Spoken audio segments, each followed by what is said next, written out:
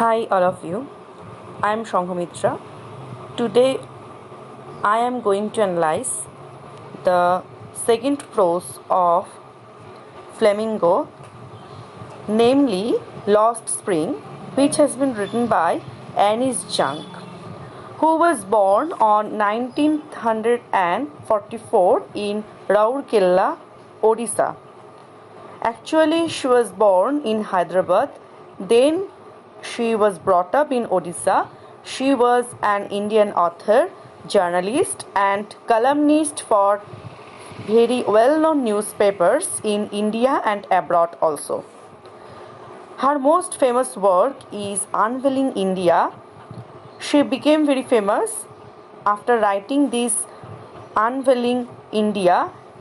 It is a novel which was a chronicle of the lives of women in India, noted especially for the depiction of Muslim women behind the purta. Actually, in former life, she was in a very strict purta. She brought up in strict purta, and then she went on to the very well-known university, and there she studied and became famous in future. Let's see the title, Lost Spring. So here spring indicates spring. All of you know spring is the season associated with optimism and hope, but here it symbolizes the childhood stage of our life. The very word spring is here used as a metaphor. In this period, every child hopes for new beginnings and dreams a bright future. It is the right time for play, and it is also a time of getting more skill, knowledge, and going to school. But this springtime or energetic period has been lost. From whose? From the life of some particular children who are forced to live a life of poverty and exploitation. Here you will get two life story of Sahib and Mukesh. Two instances you can just see. First one is Shahibi Alam, actual name, who was a rag picker, and then second character is Mukesh. Mukesh was a son of a bangle maker. These two children, Sahib and Mukesh, represent those deprived children who have lost their childhood time, their playing period. They are forced to live a life of poverty and exploitation. So here the author Anis Junk propagates the education of children and enforcement of strict laws against child labor by the government. She wanted to eliminate child labor from the society through her writings. Now the summary, let us begin. There are two parts. First part, you will see the full life story of Sahib, and then second part is Mukesh life story was there. So first part, the author here is analyzing the poor conditions and traditions that push children to live a life of exploitation. They are also denied education and face hardships quite early in their lives. The writer comes across Sahib, a rag picker whose parents have left Dhaka and their life of poverty to earn a living in Delhi. Just like many other families, even his family lives in Shimapuri. They don't own any other identification other than a ration card.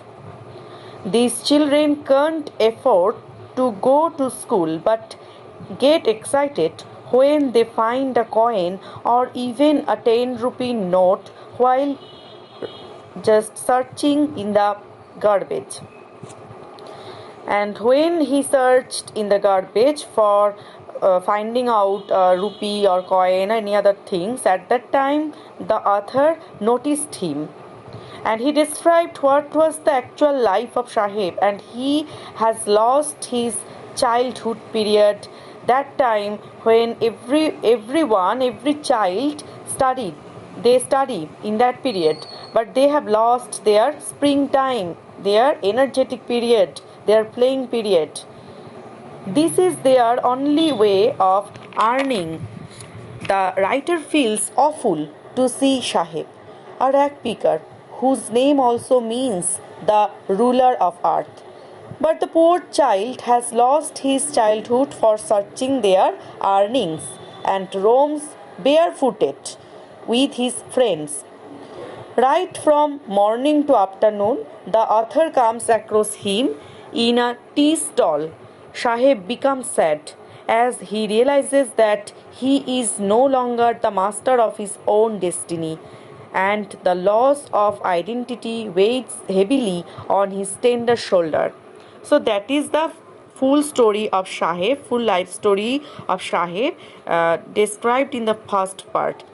And come to the second part. There, the heading was, I want to drive a car. That is the ambition, that is the dream of second character Mukesh. So here the author is describing the full life story, what was the actual lifestyle of Mukesh. Mukesh also has lost his playing time, very energetic period, essential time to study. The author sheds light on another victim of child labor, Mukesh, who dreams of becoming a motor mechanic. That's why the title is here. I here means Mukesh. I want to drive a car because he wanted to become a motor mechanic. But the child has always worked in the glass making industry. They get exposed to many health hazards, such as losing their eyesight as they work in appalling conditions in dark and dingy cells. Mukesh's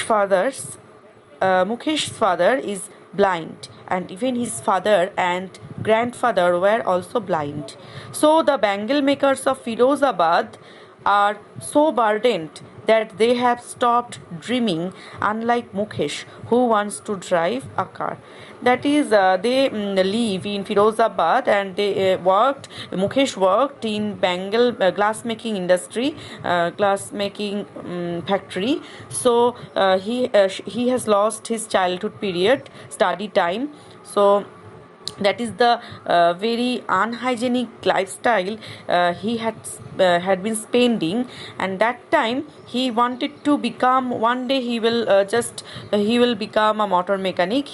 That was a dream of Mukesh, but it is not possible because he was so poor. And here highlighted also the actual poor pathetic condition of deprived children, child labor. The author also highlighted here a child labor that is a very burden in our society. So here it is also highlighted. That is the main lifestyles of Mukesh and Sahib.